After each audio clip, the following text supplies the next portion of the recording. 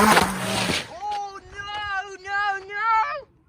Hey guys, today I'm going to be doing some modifications to my long jump Arrma Typhon to hopefully stop it from cutting out and overheating. So this car's been built purposely for long jumps and going insanely fast off-road. We're trying to get it to go over 100 miles an hour on grass. That's never been done before, and I'm actually competing with Kevin Talbot to see who can get there first. But unfortunately, my car is struggling at the moment. So at the moment, we'll get to about half throttle and then the ESCs will overheat and cut out. And the reason being is as such. So in this car, we've got a twin motor direct drive configuration. So what that means is that power from the motors is fed directly to the diffs, which drives the wheel. So this setup alone causes an enormous amount of load on the electronics, especially the ESCs. As this car's a buggy, we've got buggy diffs in this thing. And what that means is that really, we shouldn't really be driving wheels much bigger than these buggy wheels here. But for our off-road speed runs, we're actually running these Arrma Mojave wheels because they drastically improve the handling. But as you can see, they are a lot bigger than the buggy wheels. They're pretty close to truggy size wheels even. So by putting these much bigger wheels on, it really gears the car up. So with this setup and these Mojave wheels, the car's geared for over 170 miles an hour, which is just way too much for these Max 8 ESCs. In fact, we've actually melted both the ESCs that were already in there. So to stop them from melting and to stop the car from cutting out, we've got some solutions. So here we've got some Arrma Mojave diff gears to go with the Mojave wheels and tyres. So putting these diffs in the car will gear it down by quite a bit, but we'll still get easily over 100 miles an hour on grass with that new setup. And it's also going to be a lot kinder on the electronics. So as for the ESCs, we're going to be swapping out these Max 8s and replacing them with these much more powerful Hobbywing Max 6 ESCs. A few people told me, and probably will still tell me, that I should have gone for the Castle ESCs, but they cost an absolute fortune, and putting two in the car would just be an expensive way to burn the whole thing to the ground. So we're going to be sticking with the Hobbywing ESCs. So first, we'll get this Max 8 out, and then we can see how we can fit these Max 6s in. So without further ado, let's begin.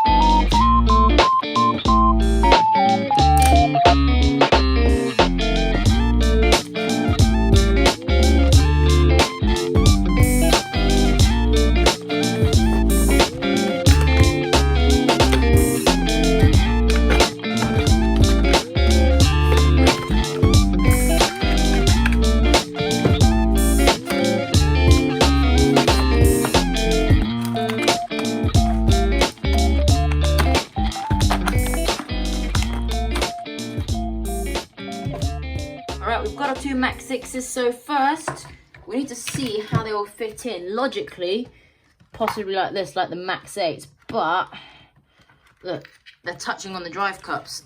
Much too close, wouldn't even fit. So I think what we're going to have to do is put them this way maybe. I'm going to take the side guard off and then I can have a little see of how we're going to mount it.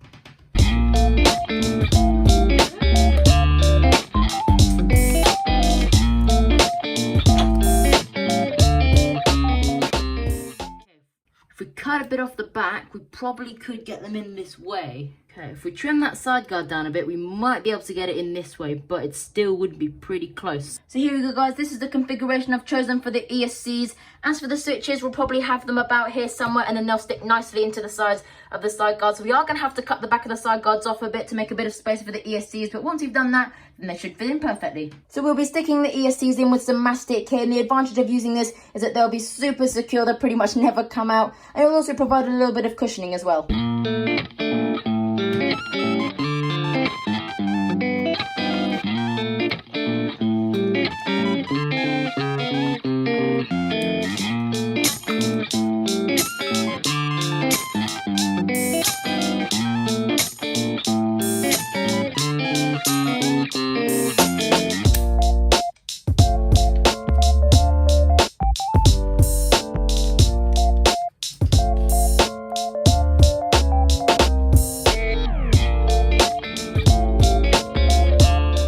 Next, let's go ahead and cut down these side guards.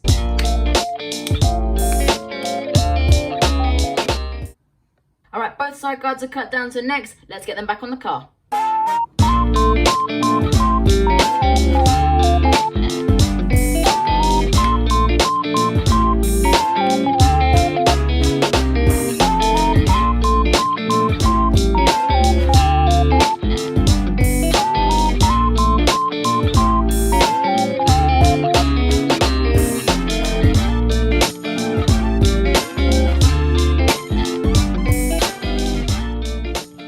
go guys, ESCs and switches all in the car. So here we go guys, I've gone ahead and tidied up all the cabling in here. It looks nice and neat. So next what we're going to do is fit these diffs and then we can power it up and see if it works. Alright, so a quick change of plan guys. I've decided I'm not going to be fitting the diffs in this video because I don't want it to get too long, but mainly I want to see how fast I can get the car on this setup here with the buggy diffs and buggy wheels, because as it turns out, once I've put the Mojave diffs in with the Mojave wheels, the car will be pretty much geared the exact same as this setup right here. So today when I take it out for the speed run, I want to at least see over 100 miles an hour, because then that way I can guarantee that I'll at least have a shot at getting over 100 miles an hour on grass with the new setup. Here we go guys, this is the speed run road we've got 400 meters of usable road. The two top ends are just too rough, they're beyond use, as you can see there. Look, just massive potholes, but otherwise the middle bit is pretty smooth. I found a line that's perfectly smooth, so hopefully we should be able to have plenty of space to wind it up to flat out. Right, here we go guys, let's plug it in. It's 12S guys. I think we've got to bind the ESCs.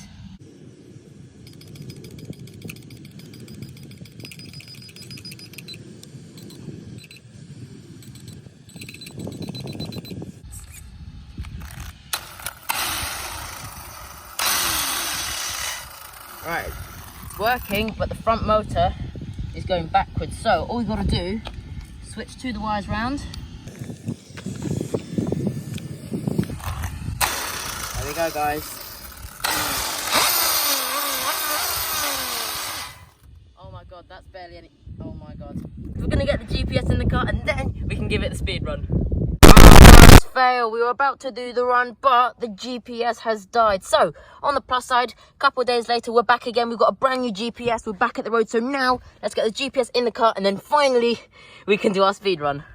Right, here we go guys, got the GPS reading, so we're gonna go track start. Here we go. Oh my god, it's running straight. Here we go guys.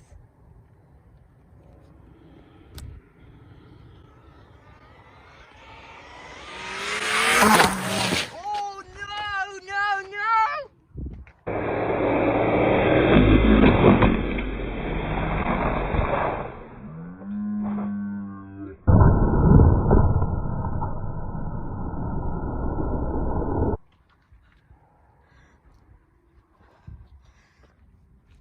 Oh my god. Oh no! Wow. I saw how big the tyre was. Blew that straight off the rim. Right, let's just assess the damage. Front diff, fine. Tyres. Oh Jesus, and this one. Shoot. Oh my god. The battery's okay. Right. ESCs. They're all fine. Let's just make sure. Oh yeah, no, Still this is got hollowed steering. out. This is hollowed. Yeah. Wow. This one's also dead now. No, this one's okay. This one's dead. Oh my god. Right, so electrics all work. Oh my god, guys.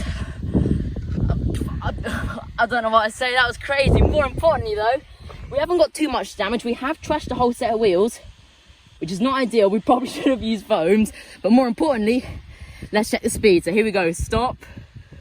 Reads 94. That's pretty good. That's what we were getting last time.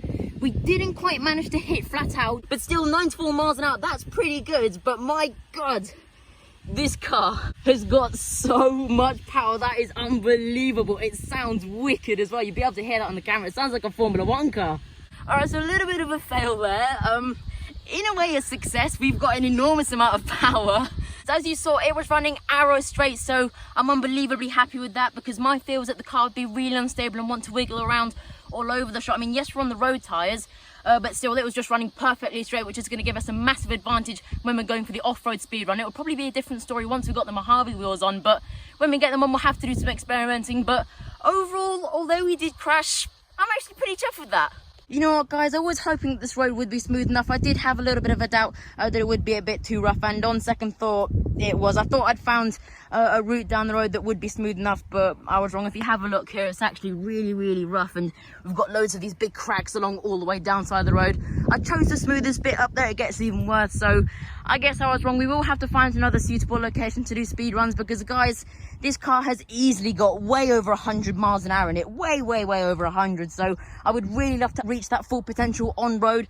So we will still be on the hunt for a new road, and if any of you guys have any suggestions, then if you let me know in the comments, I'll be able to check those out. I think this is actually where I went in the grass there, look, guys. We've got a massive big flat spot there from where it went in, and all this grass displaced on the floor from where it all flew out. So guys, like they say on Top Gear, back to the studio. Alright, so taking a closer look at the damage, obviously we've trashed a whole set of wheels there. We've got a slight split in this wing here, as you can see, so we'll probably have to get a new one of those. There seems to be a problem with this shock over here. As you can see, the spring doesn't seem quite right, and it's a bit wobbly as well. I'm guessing it's probably going to be a rod end or the shock shaft, so I'll check that after this video. Also, as you can see, I've actually snapped off this body post here, one like this that I've made, but if I'm honest, that doesn't really matter because it only took about 10 seconds to make. So as you saw, guys, a really big crash, and if I'm honest, I'm not actually that fussed about the damage. I mean, yes, blowing out a whole set of hoons is going to be quite expensive, and it is quite inconvenient, as well as these were the tires that I was running on my rally car. But other than that, guys, there's minimal damage on the car. They're just little bits and pieces here and there, and as the whole thing is basically completely fine, and I got the crash on camera, I'm not that fussed about the damage. Looking on the plus side as well, guys, these ESCs stayed perfectly cool. I mean, yes, we only did one run, but still, when we were running these exact wheels with the Max 8s, after one run, they were baking hot. So the fact that these ESCs remained perfectly cool is a major success for them. So in the next video with this car, guys, we're going to be fitting the Mojave diffs, and we're going to be running the car with the Mojave wheels, because we're going to be taking it down to the 2022 Paddlesworth long jump competition. The last long jump competition, we won it. Next time, this time coming up, I want to absolutely destroy that record. So if you want to watch that, make sure that you subscribed and that you press the notification bell. And like I said before, guys, we're also going to be on the hunt for a new smoother road as well, because I really want to unlock this car's full potential. We've easily got way over 100 miles an hour in it. So once we find a suitable road and a suitable field for the car, we'll be able to see 3-figure speeds, guys, 3 figures. So like I said, you've got to make sure that you're subscribed and that you press the notification bell so you don't miss it. But for now, that's it from me. I hope you have a brilliant day, a week ahead, and I hope to see you all next time in the next video. Bye.